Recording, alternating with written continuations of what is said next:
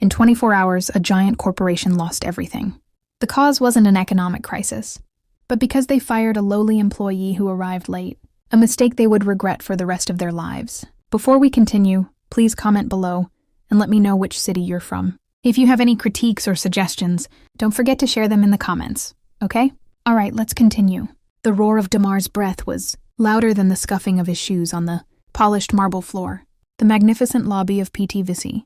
Technica Perkasa felt cold and alien that morning, a stark contrast to the hot, dusty street air he had just left. A large digital clock on the wall showed the time. 15 minutes late. His blue shirt was slightly wrinkled at the sleeves with faint stains like street dust. His usually calm face was now adorned with beads of sweat moistening his temples. He was not lazy. Everyone in his division knew that. But fate sometimes had other plans. A small incident on the way, an elderly vegetable vendor, whose cart had overturned, had forced him to choose between being on time and his conscience. He chose the latter, but his explanation didn't even get a chance to be uttered. There he stood, like an additional pillar not on the building's blueprint. Gilang Pratama, the department manager with a sharp suit, slicked back hair, and a gaze as sharp as an eagle targeting its prey. Other employees who had just arrived immediately sidled away, pretending to be busy with their phones, but their ears were alert, listening. The show was about to begin. "What time is this, Damar?" Gilang's voice wasn't shouting, but its cold, sharp tone sliced through the lobby's silence. "Sorry, sir. Earlier on the road. I don't need your excuses." Gilang cut him off quickly, waving his hand with a dismissive gesture. "This is a technology company, not a coffee stall. Discipline is our breath, and your breath this morning smells like tardiness." A few people stifled laughs, while others looked down, feeling secondhand embarrassment. Damar just stayed silent, accepting the barrage of words. Gilang stepped closer, deliberately so his voice would be heard by everyone. He was building an image as a firm leader, and the quiet Damar was the perfect stage. "This company pays people to work, to contribute, not to come as they please," he continued. "One undisciplined person can become poison for the entire team, and I will not let that poison spread." Gilang paused for a moment, savoring the attention focused on him. He looked Damar up and down, assessing his slightly disheveled appearance with a look of disgust. "Perhaps this place is not for you," Gilang finally said, his voice feigning authority. "Consider today your last day here. You're fired." Silence. The words echoed throughout the lobby. The employees who had been sneaking glances now stared in disbelief. Firing someone in the lobby in front of everyone, for being 15 minutes late, that was no longer discipline. It was cruelty. All eyes were now on Damar, awaiting his reaction. They waited for a defense, a plea, or maybe an outburst of anger, but none of that happened. Damar just stared at Gilang with an inscrutable look in his eyes. Calm, without fear or panic, he then gave a slow nod, a small nod that felt heavier than any words. "All right, sir," he said, short and clear. That was it. No arguments, no drama. This unexpected reaction actually left Gilang slightly confused, but he quickly covered it with a satisfied smile. He turned around, feeling he had won the battle.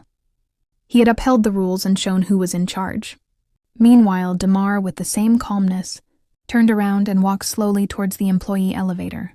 For the last time, he would return to his desk not to work, but to pack up his world, which was only the size of a cardboard box. Unaware that his quiet departure was the beginning of the biggest storm ever to hit.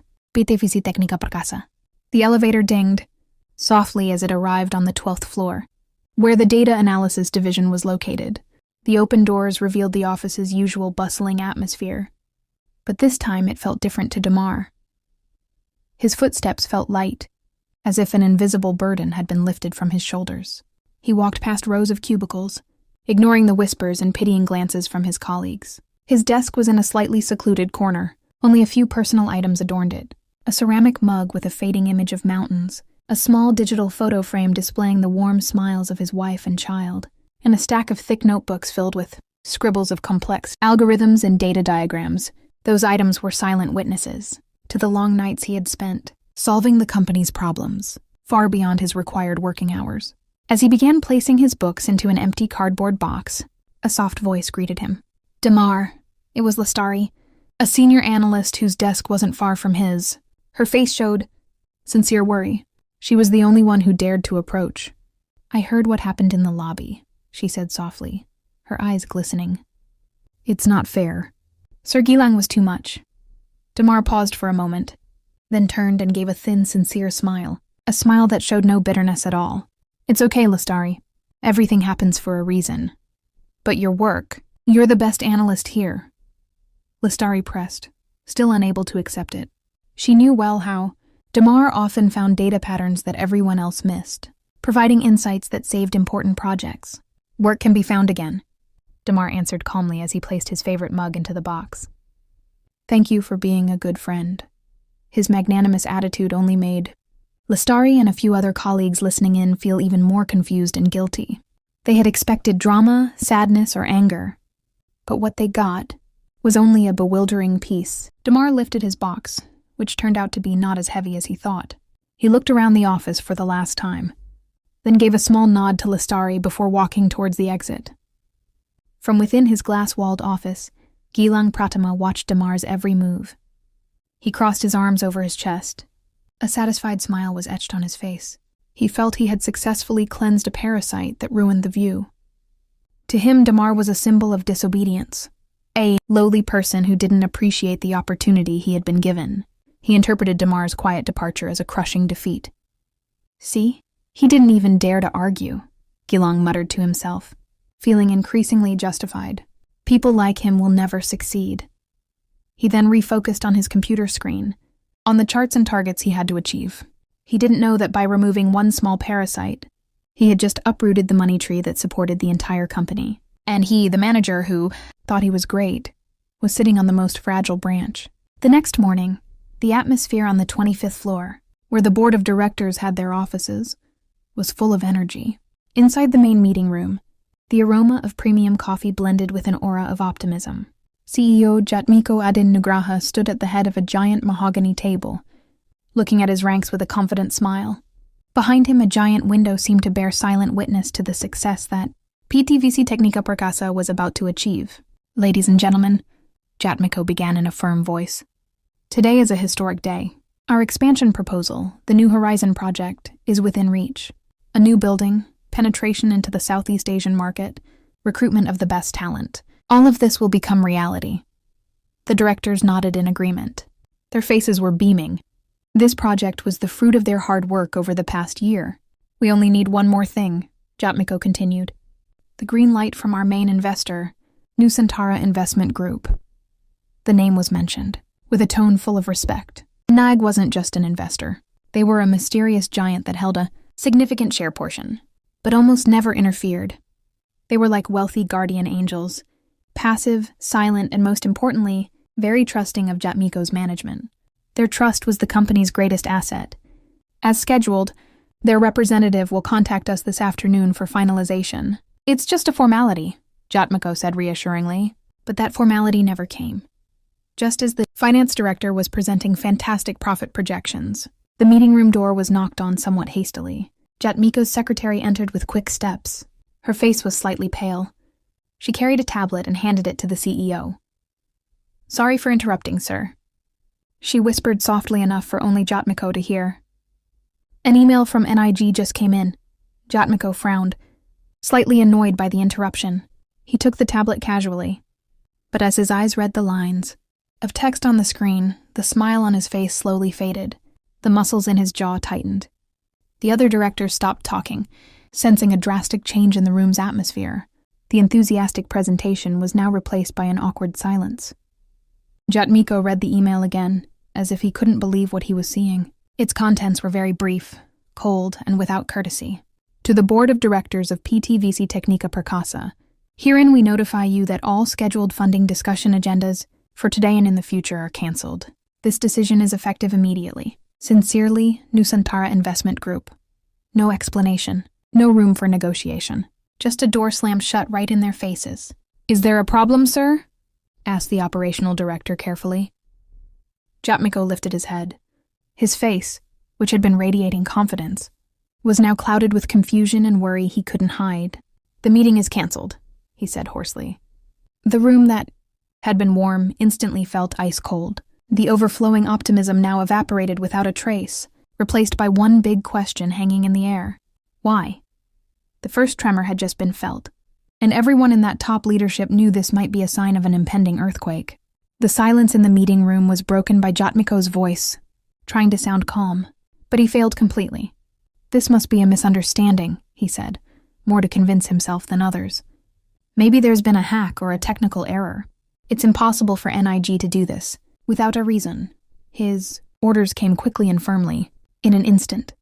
The previously sluggish atmosphere of the meeting room turned into a tense command center. The finance director, a middle-aged man usually very calm, was now pacing while holding his phone to his ear, calling all his contacts in the financial world. The operational director typed rapidly on his laptop, sending emails to every NIG contact address they could find.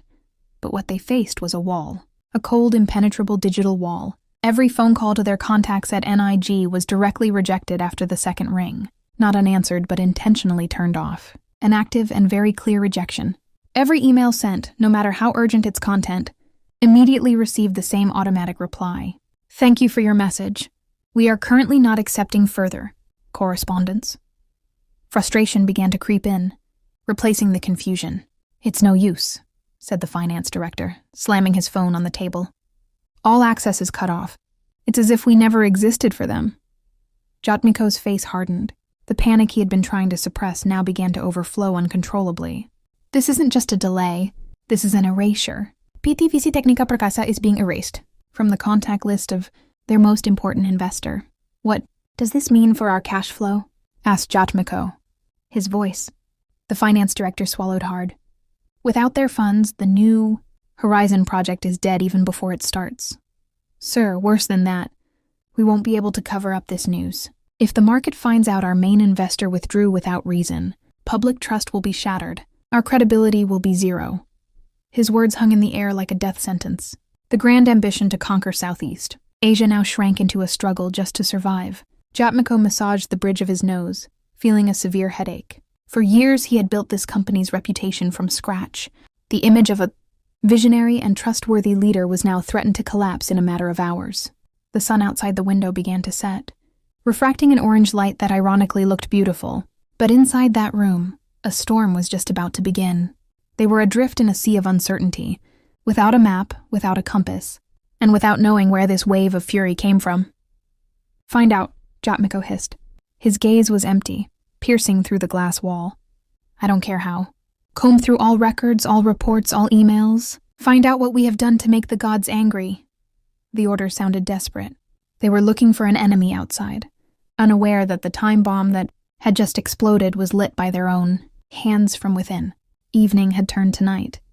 The city lights twinkled below, looking beautiful yet mocking the freeze inside the 25th floor meeting room. The remnants of optimism had completely evaporated, leaving behind the thick dregs of despair. Jatmiko sat in his chair. He was silent. His team had tried everything, mobilizing all connections, but all they got was an echo of their own silence. Suddenly, an email notification appeared on the screen of Jatmiko's tablet lying on the table. Its sound was so loud in the midst of the gripping silence. All eyes immediately turned to that screen. The sender, Nusantara Investment Group. The subject, official notification of full investment withdrawal. Jatmiko's heart felt like it stopped beating. This was the judgment message they feared. With a slightly trembling hand, he opened the email.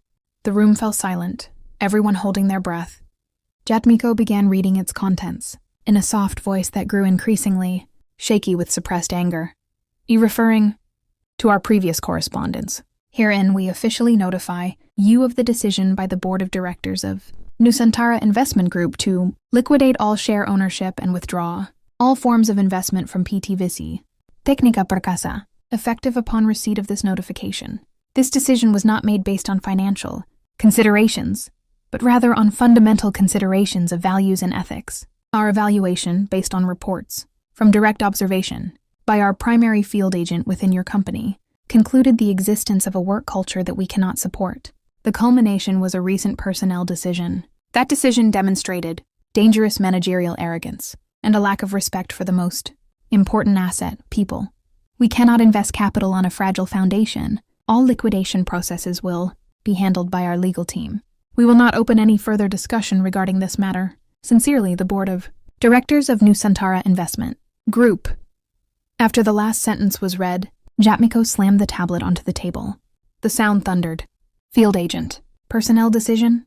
he shouted. His face turned red with rage. "What is this? Since when did they plan to spy on our company? Who?" The panic in the room now turned into horror. They weren't just abandoned. They had been judged and declared complete. Failures. There had been a secret observer among them all this time.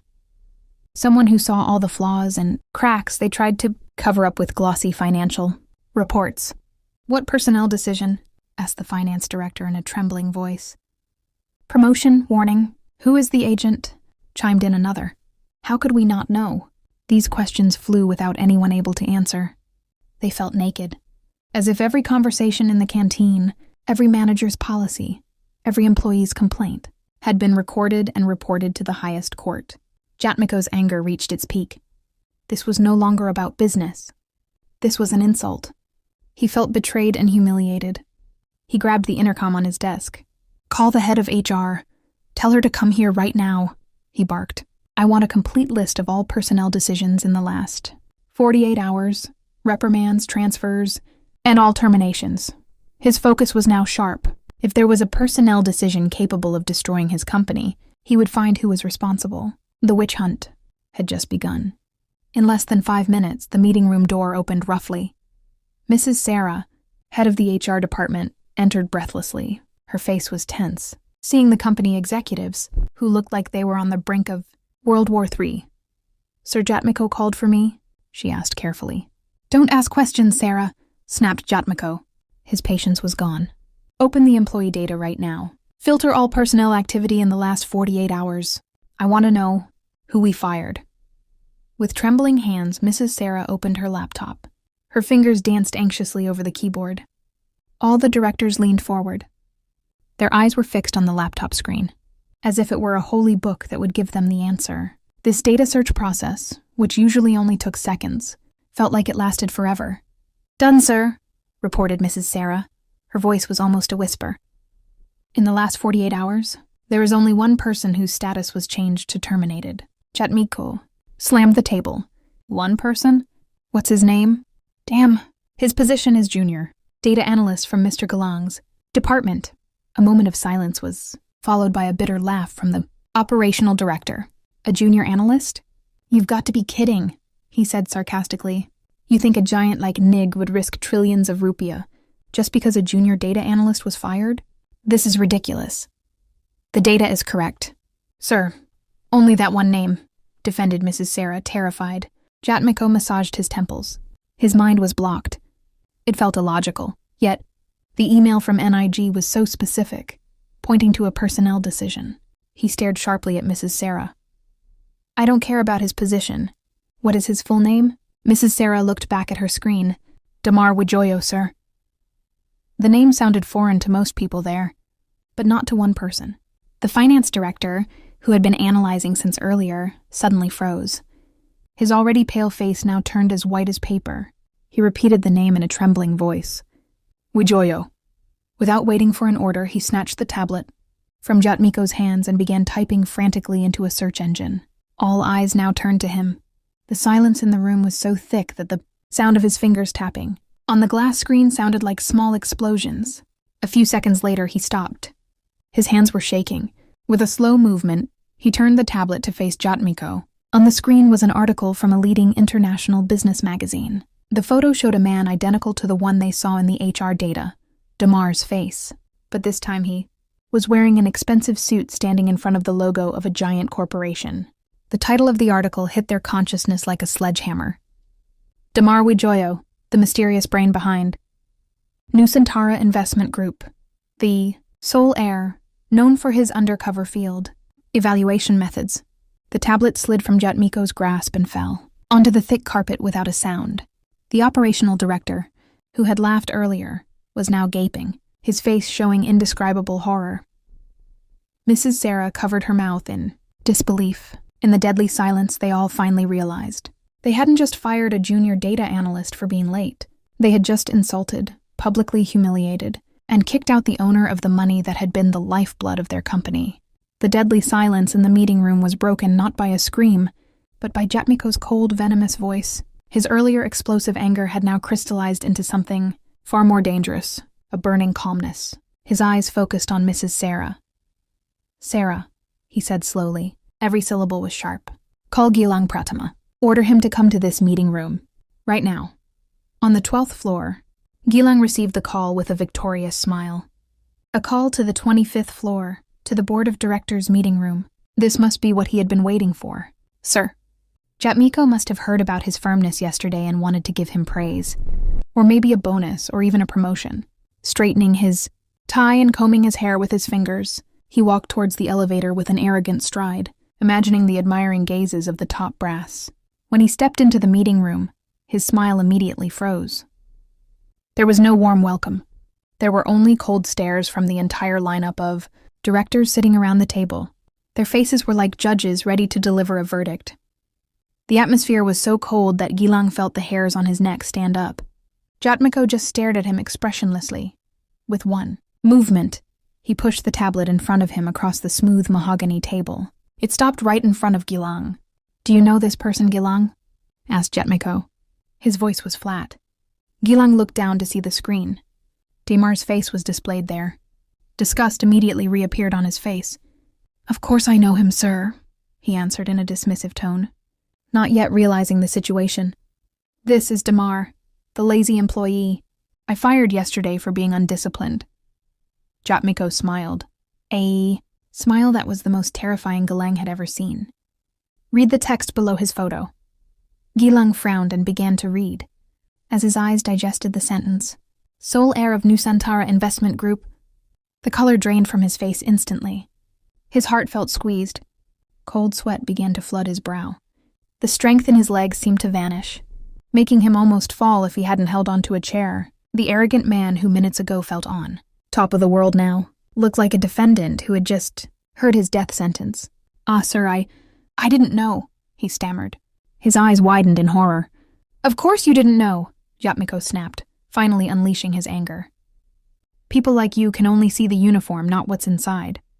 You can only see the title, not the person." In total panic, Gilang's brain scrambled for a defense. "But sir," he was late. "The rules are clear. I was just doing my duty, enforcing discipline." That reason sounded so pathetic, and stupid amidst the destruction of trillions of rupiah. Jatmiko laughed, a dry, humorless laugh that made everyone in the room shiver. "Discipline, you say? You think this is about 15 minutes of tardiness? You just burned down our entire rice barn to show off that you have a match. You destroyed this company not because of discipline, but because of your shallow ego." Jatmiko stood up, pointing towards the door with a finger trembling with anger. "Yesterday you fired an employee in public. Today I fire you in front of the entire board of directors," he hissed. "Clean out your desk. I don't want to see your face in this building again after today." "Get out!" Gilang staggered backward, all dreams of promotion and glory shattered into pieces. He walked out of that room not with an arrogant stride, but with the faltering steps of a man who had lost everything. He had built his career by stepping on others, and today he had just stumbled over the person he considered the most insignificant. The next morning, PTVC Technica Perkasa felt like a completely different company. The sound of keyboard typing, usually lively, was now replaced by anxious whispers in the corners of rooms and in front of coffee machines. There was no official announcement, but bad news had a way of spreading faster than any email. It all started with rumors. Several senior managers were seen leaving an emergency meeting room with pale faces. Then, a brief email from the IT department announced that several of the most ambitious new projects, the projects that were the hope of many employees, were postponed indefinitely.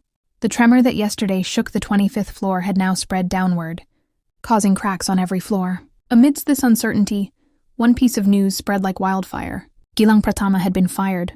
Not just fired, but expelled in a manner no less humiliating than how he had expelled Damar for Lestari and other employees who witnessed the incident in the lobby 2 days ago. The puzzle pieces began to come together. The sequence of events was too perfect to be a coincidence. Damar was brutally fired. The next day, the company was hit by a mysterious crisis, and now the manager who fired him was also ousted. "Don't tell me this is all because of Damar," whispered a co-worker to Lestari. Lestari fell silent. She remembered Damar's extraordinarily calm attitude while packing his things. She remembered Damar's thin smile that said everything happens for a reason. That calmness now no longer seemed like resignation, but a certainty. The certainty of someone who was in control. A sense of poetic justice enveloped some employees. They felt satisfied seeing karma finally collect its debt from the arrogant Gilang. However, that feeling only lasted a moment, soon replaced by a cold fear, because now they were all in the same boat as Gilang, a ship that was sinking. The threat of mass layoffs was no longer just a rumor, but a terrifying certainty. Every employee now stared at their monitors anxiously, half working, half wondering if today would be their last day. They, the hard-working employees who knew nothing, now had to bear the consequences of one manager's arrogance and the blindness of the top brass. The magnificent lobby that was the stage for Damar's humiliation now felt like a waiting room for the guillotine. The collaborative and spirited atmosphere that was once the pride of PT, VC Technica Perkasa had vanished, replaced by fear and regret. They all regretted just staying silent when Damar was humiliated. They didn't realize that when they let one coworker fall, they were actually tearing down the pillar that supported them all. The domino effect had begun, and everyone could only surrender, waiting for their turn to fall. Far from the panic in the magnificent office tower, Damar Wijoyo sat in a simple coffee shop on a not-too-busy street corner. The aroma of freshly ground coffee beans and the sound of soft chatter were a soothing background soundtrack. He was just wearing a polo shirt and jeans, making him no different from the other patrons. On his laptop screen was an open folder named New Horizon Project. Its contents were impressive data from PTVC Technica Perkasa, complete with market potential analyses he had made himself well undercover. Next to it was a draft approval email for the next phase of funding injection, an email that would have changed that company's future forever. With a soft click, he moved that draft email into the trash folder. There was no look of triumph on his face, no satisfied smile. There was only a long sigh laden with disappointment. He had actually liked that company. He saw great potential in their products. He had even enjoyed his job as a junior data analyst, enjoying the challenge of solving small problems.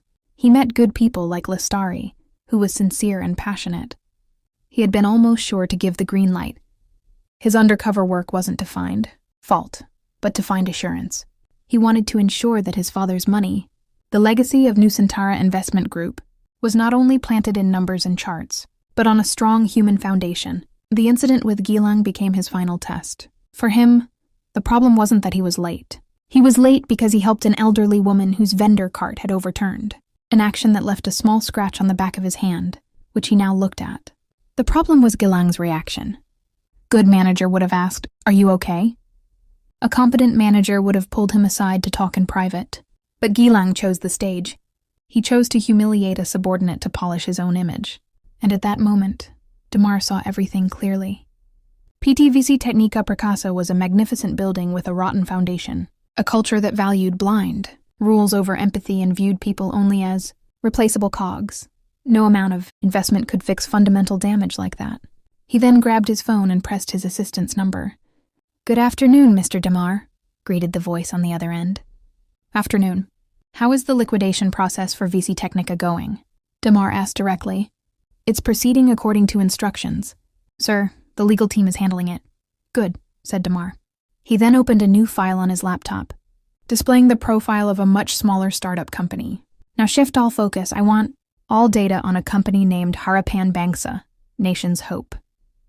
I heard their CEO has a habit of greeting every employee at the door every morning. Find out if that's true. We will invest in people, not in buildings." The call ended. Damar looked out the window, watching people come and go. He didn't feel he had destroyed a company. He had merely diverted water to a more fertile field, where the seeds of his investment would be nurtured, not trampled on. Sipping his now cooling coffee, Damar was ready to start a new beginning. 6 months later, the Jakarta sky was still the same, but the map of business power beneath it had changed. The magnificent building of PTVC Technica Perkasa, which was once a symbol of ambition, now had a new name at its peak. The company, unable to survive after losing its main investor, had been acquired by its competitor at a cheap price. They didn't buy the company. They only bought the remaining digital assets and its client list. Hundreds of employees, including Lestari, had been laid off, innocent victims of one manager's arrogance, and Gilang Pratama. His name became an urban legend told with a warning tone among HR practitioners throughout the city. Don't end up like Gilang. That was the advice directors gave to their new managers. He became a living monument to foolishness. His CV was rejected everywhere. His career had turned to dust. A fitting end for him, yet still tragic for many others. On the other side of the city, in a not-too-tall office building but full of color and light, the atmosphere felt very different. This was the headquarters of Harapan Bangsa, a technology startup that was now soaring like a rocket. Its walls were full of whiteboards filled with crazy ideas. And instead of tense silence, what was heard was the melody of soft music blended with enthusiastic discussions.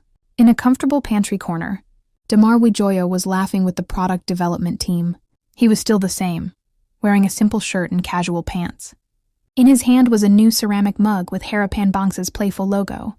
A young woman with short hair, the company's CEO, patted his shoulder. Mas Damar? The idea for the predictive analytics feature earlier was brilliant. The team got excited working on it right away, she said familiarly. Damar smiled sincerely. That was their idea. I just helped connect the dots. He looked around him. He saw leaders sitting blended with their teams, employees who weren't afraid to voice their opinions, and a collective energy that sincerely wanted to create something great. He remembered the rumor he had heard. The CEO really did greet her employees, not just at the door, but at every opportunity she had. This was where his investment had landed, not in a cold ivory tower, but in a warm home full of hope. Sipping his coffee, Damar felt at peace. He realized the most important lesson from his father wasn't about how to multiply money, but how to value it. And the best investment, ultimately, isn't one that merely brings financial profit, but one built on a solid foundation of humanity,